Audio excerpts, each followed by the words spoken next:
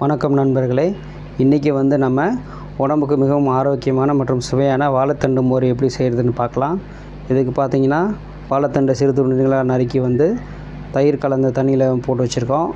அதுக்கப்புறம் பச்சை மிளகா, கருவேப்பிலை, இஞ்சி, கொத்தமல்லி, தயிர் மற்றும் உப்பு இருக்குது. இப்போ நம்ம வாழைத்தண்டு மோர் எப்படி அரைக்கிறதுன்னு பார்க்கலாம்.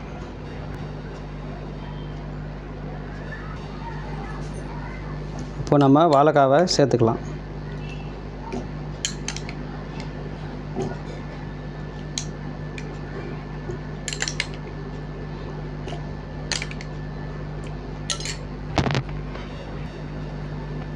இப்போ காரத்துக்கு ஏற்ற மாதிரி பச்சை மிளகா சேர்த்துக்கிட்டு, கருவேப்பிலை சிறிது போட்டுக்கிட்டு, கொத்தமல்லி சேர்த்துக்கலாம். தேவையான அளவு உப்பு சேர்த்துக்கலாம்.